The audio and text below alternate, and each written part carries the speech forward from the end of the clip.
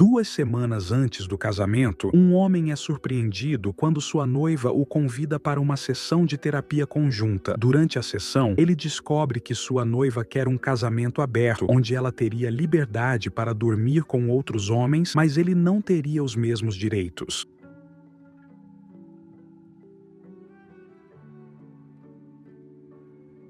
A noiva queria um casamento aberto, então cancelei o casamento. 2 semanas atrás, faltavam apenas 2 semanas para nos casarmos. Ela me pede para ir à terapia com ela. Ela já estava vendo uma terapeuta por conta própria. Queria que eu fosse com ela e tivéssemos uma conversa antes do casamento, onde poderíamos ser completamente honestos um com o outro. Isso soou um pouco estranho para mim. Eu pensei que já éramos completamente honestos um com o outro. Afinal, nós nos casaríamos em 2 semanas, certo? Além disso, ela era super protetora sobre suas sessões de terapia. Não falava muito sobre elas. Nunca conheci o terapeuta dela. Então, ser convidado para lá de repente pareceu um pouco fora do lugar para mim. O dia chega, eu vou lá, mas por autopreservação, eu tinha meu telefone aberto e gravando qualquer áudio. Minha noiva já estava lá. Tive que esperar 20 minutos antes de ser convidado a entrar. A terapeuta me cumprimenta e aperta minha mão. Conversamos um pouco. Ela me diz que eu não sou nem um pouco como minha noiva me descreveu. Acho que ela está tentando me elogiar. Então ela olha para minha noiva e diz a ela: isso pode ser mais difícil do que pensávamos. Isso me deixou completamente estranho. Mas eu sou um indivíduo calmo e controlado. E não reajo. Apenas mantenho aquele sorriso bobo no rosto que todos nós temos em situações embaraçosas. Então a terapeuta começa a falar um pequeno discurso que não quero repetir. Minha noiva pega minha mão enquanto a terapeuta começa a me dizer que nós vivemos em um mundo moderno e que minha noiva quer que tenhamos um casamento não convencional daqui para frente. Eu sorrio. Não tenho certeza do que diabos isso significa, mas na minha mente estou pensando que ela quer falar que não será escrava do marido, não sacrificará sua vida profissional, etc. Mulher moderna e poder feminino e tudo mais. Não, na verdade ela está falando sobre como, quando nos casarmos, ela quer ter liberdade para dormir com outros homens, outro tipo de casamento não tradicional. Esqueci que estamos em 2018, mas ela me ama muito e não se sentiria confortável se eu tivesse os mesmos benefícios, porque ela ficaria muito triste sabendo que eu acho outras mulheres atraentes e que uma delas poderia me roubar dela. Então eu as deixei terminar de falar. Elas estavam muito fluentes e ficaram mais confiantes falando, provavelmente fortalecidas pela minha falta de reação, porque eu não estava dizendo nada. Isso foi definitivamente algo que eles ensaiaram. Então perguntei à terapeuta se ela era licenciada. Isso, pela reação dela, não era o que ela esperava que fosse a primeira coisa que sairia da minha boca. Ela disse que sim. Então eu disse a ela para explicar à minha noiva por que não vamos mais nos casar, por que não vamos continuar sendo um casal. Imediatamente, desejei-lhes boa sorte e saí do escritório. Agora, quero denunciar a terapeuta. Não tenho certeza se devo denunciá-la à clínica ou se há um conselho que supervisiona os terapeutas. Não acho que o planejamento e a tentativa deles de me encurralar sejam conduta profissional. E quero que ela pague pela má conduta. Aquela sessão não me agradou. Para ser claro, não haveria nenhum resultado positivo para essa conversa que minha noiva e a terapeuta tiveram comigo, mesmo se ela quisesse um casamento completamente aberto, onde eu pudesse dormir com outras mulheres. O resultado da minha parte teria sido o mesmo. Isso não é um casamento. Isso é uma farsa. Também me ocorre que ela pode ter me traído. Agora que tenho essa clareza de espírito, certas coisas não combinam. Então eu era um tolo de qualquer maneira. Ouvi a gravação e ainda não consigo acreditar no que foi dito ali. De qualquer forma, cancelei o casamento. Sou um cara muito tranquilo. Não há brigas comigo porque não estou procurando por elas. Não há conflitos, inimigos, porque minha vida é guiada por princípios e bom senso. Isso pode ter dado à minha ex a impressão de que serei fácil de pisar como um capacho, mas ela é uma idiota por pensar isso. Tendo ouvido a gravação algumas vezes, estou confiante de que o terapeuta reconheceu que não sou como meu noivo deve ter me descrito em suas sessões. Daí isso pode ser mais difícil do que pensávamos. Agora que o casamento não vai mais acontecer, as pessoas estão começando a fazer perguntas que não me sinto confortável em responder. Como navegar neste mar? Tenho certeza de que minha ex está tentando controlar os danos, mas tenho a gravação e, se ela se desviar muito do caminho, não hesitarei em contar às pessoas sobre o que ela queria que falássemos. Mas meus pais e minha família também querem respostas, e não tenho certeza de que besteira contar a eles. Não quero que pensem que sou idiota por permitir que minha ex chegasse a esse ponto em que ela estava tão confiante que me disse diretamente que queria transar com outros caras. Ela também está tocando no meu telefone, o telefone do meu melhor amigo, o telefone do meu irmão. Podemos trabalhar nisso. Não entendi o que me disseram na sessão de terapia. Ela fará de tudo para consertar isso. A ideia da terapeuta. Ela foi contra, etc. Último grito de uma sereia moribunda. Todos os seus gritos caem em ouvidos surdos. Eu sou o dono desses ouvidos. Também estávamos trabalhando para conseguir um empréstimo para comprar uma casa, mas cancelei tudo. Eu basicamente apaguei todos os laços que tínhamos, financeiros ou de outra natureza. O argumento atual dela é que na terapia ela expôs suas inseguranças sobre nossa história íntima. Eu tive consideravelmente mais parceiros do que ela, e a terapeuta teve a ideia de que deveríamos nivelar o campo, independentemente da veracidade disso. Esse terapeuta será denunciado assim que eu descobrir onde fazê-lo e o que dizer. Este post é principalmente um desabafo, mas eu também gostaria de saber como você lidaria com as perguntas de amigos e familiares. Minha ex certamente está fazendo seu próprio controle de danos. Eu não quero ser um ele disse e ela disse. Eu tenho a gravação e estou pensando se devo enviá-la para as partes interessadas. Minha ex não sabe que tenho a gravação. Atualização. Na segunda-feira da semana passada, conversei com um advogado no trabalho sobre sobre a situação com a terapeuta. Ele olhou para mim como se eu estivesse mentindo para ele e me perguntou se isso era uma brincadeira. Então perguntei se ele queria ouvir a gravação. Claro que sim, é a resposta dele. Falei com ele novamente no dia seguinte. No final, ele notou algumas coisas que eu não prestei atenção. Na gravação, a terapeuta estava sempre dizendo: nós pensamos, nós queremos, nós conversamos sobre, nós decidimos. Em nenhum momento ela disse: sua ex aqui me pediu para falar com você, ou sua ex quer que você saiba, ou algo assim. Era sempre nós isso, nós aquilo. Ele também me perguntou qual é meu objetivo final. Eu quero processar? Ele não achava que eu pessoalmente tivesse um caso, com que concordei. Eu nunca tive a intenção de processar de qualquer forma, mas notificar as instituições apropriadas e deixá-las lidar com o terapeuta. Foi tomada a decisão de escrever 2 cartas, uma endereçada à clínica em que a terapeuta trabalha e uma para a verificamos a credenciada. Na quarta-feira, havia mais algumas pessoas no trabalho cientes da situação, incluindo uma das 2 pesquisadoras de caso. Ela desenterrou informações sobre a terapeuta, avaliações online, bem como os contatos de 2 de seus pacientes anteriores. A terapeuta não tinha as melhores avaliações, havia pessoas chateadas com ela. Conseguimos rastrear as 2 com quem conversamos pelas redes sociais. Elas ficaram mais do que felizes em ajudar quando explicamos a situação. Suas histórias não eram melhores do que a minha. As cartas aumentaram de tamanho conforme incluímos as histórias assinadas pelos outros 2 indivíduos, bem como minha própria. Descrição de como minha ex mudou depois que começou as sessões de terapia e uma descrição detalhada de como foi meu encontro com o terapeuta. Sexta-feira da semana passada, encontrei com os pais. Os pais dela foram à casa dos meus pais e tivemos a conversa. Minha ex também estava lá e mais informações foram divulgadas. Isso também foi parar no relatório sobre o terapeuta. Esta semana, enviamos os relatórios. Houve uma reação da clínica. Eles ligaram para o nosso escritório na quinta-feira de manhã, provavelmente para verificar se era uma brincadeira ou um problema real. Conversamos com o advogado deles, ou um dos advogados deles, por telefone. Quando confirmamos que era legítimo, outra pessoa foi ouvida ao fundo, do lado deles. Bem, droga. Eles disseram que estão levando isso muito a sério. A conclusão de um dos caras no trabalho foi que eles provavelmente receberam outras reclamações antes, mas esta é a primeira vez que alguém fez isso tão bem documentado. A carta deles também mencionou que estamos relatando isso à APA. Pode ter aumentado a pressão também. Aí a reação rápida deles. Não sei qual será o resultado disso, e considero meu problema com isso encerrado. No entanto, tendo conversado com os outros 2 indivíduos que foram tratados por essa terapeuta, espero sinceramente que ela seja pelo menos investigada, porque ela parece louca e com uma agenda. Ela arruinou os relacionamentos deles também. Um dos indivíduos era uma mulher para registro. Depois, minha ex e os pais dela. Na sexta-feira passada, meus pais me ligaram e me pediram para visitá-los depois do trabalho. Quando fui, surpresa, minha ex e os pais dela também estavam lá. Minha primeira reação, ao ver os carros deles na garagem dos meus pais, foi fugir. Esse encontro deveria ser nos meus termos, mas ela tentou tomar as rédeas. Isso não ia acontecer. Deixa eu te contar, minha ex estava me esperando lá fora. Ela parecia muito bem. Se houvesse uma garota que você gostaria que seus pais conhecessem, ela era a imagem disso. Ela me disse que eles estão aqui para falar comigo e ver se podemos consertar isso. Eles, como em seus pais, ou ela nunca contou a eles o que aconteceu, ou ela deu a eles uma versão de uma história que eles não estavam comprando. Ela tinha um diário com ela. Ela me disse que começou a escrever nele antes de começar a terapia, e continuou escrevendo nele até aquela manhã de sexta-feira. Eu deveria lê-lo e que ele limparia toda essa bagunça. Eu disse a ela que isso não é um clube do livro. Eu queria entrar e fazer o circo acontecer, mas ela me perguntou se eu poderia dar a ela 10 minutos. Ela quer falar comigo por 10 minutos antes que eu fale com os pais dela. E ela continuou me entregando seu diário e começou a chorar. Então minha irmã apareceu. Então a irmã da minha ex apareceu. Elas já estavam lá e saíram para nos checar. Então eu peguei o diário dela. Entrei, disse olá e levei minha ex para o fundo do jardim, para uma parte o mais isolada possível do jardim dos meus pais. Eles têm um jardim grande com muitas árvores e bancos. Ela largou o emprego. O estresse era muito grande e ela teve um colapso. Piorou. Nunca melhorou. Ela não está mais vendo o terapeuta. Ela começou a ver o terapeuta para questões relacionadas ao trabalho, mas de alguma forma isso se transformou em questões sobre nosso relacionamento. E o foco permaneceu no relacionamento porque era a única coisa em que o terapeuta parecia interessada. Ela nunca contou aos pais porque ela é minha ex. Ela está vendo outro terapeuta agora. Eu apenas escutei. Ela mudou a discussão de ela para nós. Disse que eu estaria no controle. Eu administraria as finanças. Teria acesso a todos os dispositivos dela. Poderia rastrear onde quer que ela fosse. Qualquer propriedade que possuíssemos estaria em meu nome. Ela faria qualquer coisa que eu quisesse para confiar nela novamente. Basicamente, coisas que ela disse em suas mensagens nas últimas semanas. Ela enumerou mais coisas do que as que mencionei. Não sei como ela acha que isso seria uma vida saudável para qualquer um de nós. Perguntei se ela havia traído. Ela me disse que teve a oportunidade de trair, mas nunca havia traído. Eu acredito nela, mas isso também me irritou. O que ela quer dizer com ela teve a oportunidade? Se você está em um relacionamento sério, não se coloque em uma posição onde tenha essa oportunidade. Você não quer essa oportunidade. É como dizer, eu tive a oportunidade de destruir alguém hoje. Por quê? O que você estava fazendo para que houvesse tal oportunidade? Por que chamar isso de oportunidade? De qualquer forma, mas parecer algo positivo. Isso praticamente acabou com nossos 10 minutos. E disse a ela que deveríamos ir conversar com nossos pais. Então fizemos. Pedi às nossas irmãs que nos deixassem em paz, pois não era da conta delas o que seria discutido. Minha irmã bufou e resmungou. Mais uma casa de pedra sobrevive a furacões. E ela não era um. Bem, eu falei. Expliquei o que aconteceu. Como foi a sessão de terapia. E minha resolução. Eu não mencionei que tinha uma gravação, porque eu nunca precisei. Minha ex confirmou tudo o que eu disse. O que me surpreendeu. O pai dela tinha olhos marejados. E isso partiu meu coração. A mãe dela perguntou se era assim que ela achava que a criaram. Pediu uma explicação situação. Minha ex basicamente contou a mesma história. Estresse no trabalho, depressão, desmoronando. Terapeuta querendo falar apenas sobre nosso relacionamento. E a terapeuta disse a ela que nosso relacionamento era a raiz de todo o estresse dela. E a terapeuta a convenceu de que eu quero um relacionamento aberto. E ela pode me perder se não nivelar sua experiência comigo. Como minha reação a acordou de sua queda, ela largou o emprego. Está procurando algo menos estressante. Ela fará qualquer coisa que eu quiser para me ter de volta. Começou a chorar. Minha ex mencionou o diário novamente. E disse que se eu o lesse, ele explicaria tudo. E que ela não estava de acordo com as ideias do terapeuta. Mas ela as seguiu porque o terapeuta era uma pessoa com autoridade e experiência. Nossos pais olharam para mim e eu disse a eles que o diário particular de alguém não é o tipo de literatura que eu leio, a menos que seja um poeta morto. Grande erro. Minha intenção era relatar que os diários particulares de alguém geralmente se tornam literatura se forem escritores famosos ou líderes, e geralmente são publicados post-mortem. Além disso, eu esperava que eles entendessem a dica de que eu realmente não quero ler o diário dela, porque não teria consequências. O que foi feito? Foi feito. Todos olharam para mim como se eu desejasse a morte do meu ex. Você podia sentir o cheiro da hostilidade no ar. Então eu disse tudo bem,